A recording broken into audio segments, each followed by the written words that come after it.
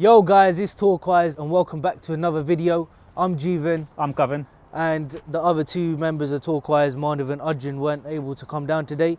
But we have been invited by Porsche GB to come down on a press event, also by Raz of RBR, Broken R, as many will know.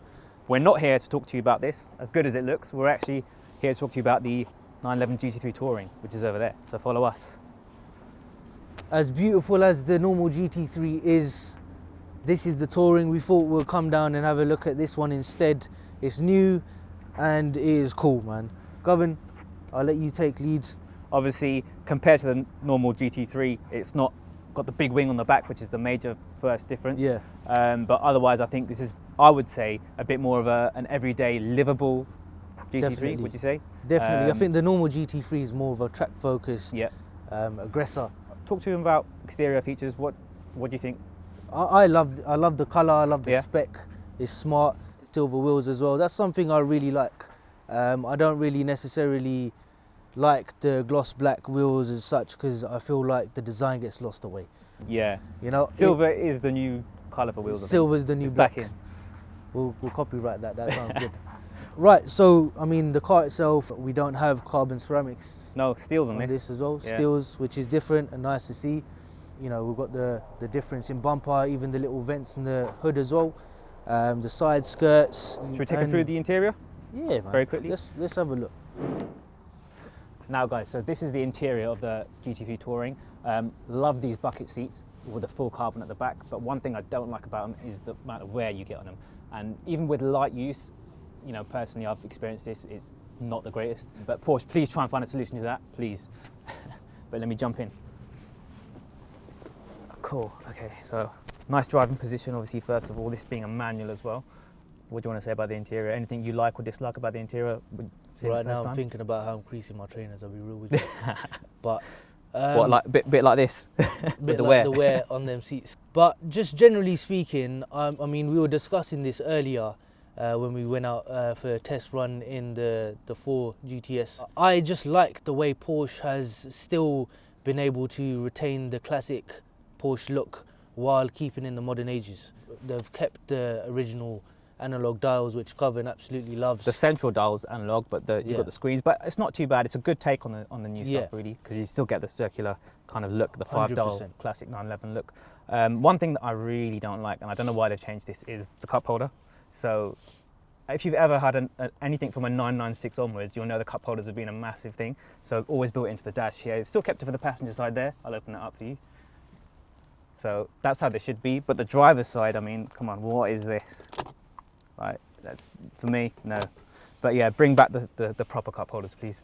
But otherwise, yeah, in terms of like the interior, the Touring is a bit more luxury focused, I'd say. You've got, like, you know, leather dashboards, leather seats, leather steering wheel, as opposed to the Alcantara. Touring's a nice place to be, I think. I think it's a special car. Yeah. And I think I want to add as well, you got to remember the Touring is a much more kind of usable car in comparison to the normal GT3, because you're not necessarily going on a track or driving through twisty turny roads all the time. You want to have that fine mixture between being able to go and have that hard drive, you know, and also be comfortable and feel like you're in a luxurious place, which you are in a Porsche. Bit more livable, anyway, day to day. Bit more livable. Bit more long journeys, would you say? Yeah. So, and light track use, I'd say. But yeah, lovely car. Should we jump back outside? Yeah, let's talk about our day to day. Come on, let's go. Cool. So that was the interior, and I'd say a couple of our minor dislikes about the car. But talk to you a bit more about why we're here today. So we were invited down to drive a press car, which was the 992 Carrera 4 GTS. Now, I'd tell you about how it made me feel, how I thought about it, but I think from a new perspective, I drive 911s every day. So Jeevan, tell me what you thought as a first kind of road driver of a 911. Yeah, so this is the first time I've actually driven a car as a confident driver. The first time I drove a Porsche was back when I first passed the test. I'm only 23. Having now gained experience driving, jumping into one of these, I felt immediately safe driving a car.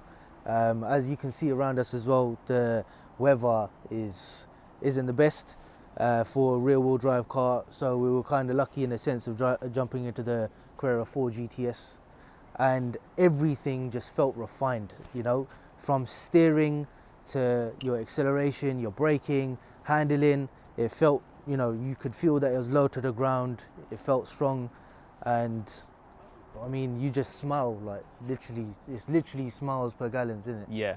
In terms of like coming from a 911, a daily driver kind of experience, I found the four-wheel drive was absolutely amazing, especially in this weather. Everything I've got is rear-wheel drive on Cup 2 tyres or something, so not really the best for this sort of weather, but found the drive absolutely amazing. Four-wheel drive is really helpful, really confident coming out the corners and stuff like that, which is quite cool.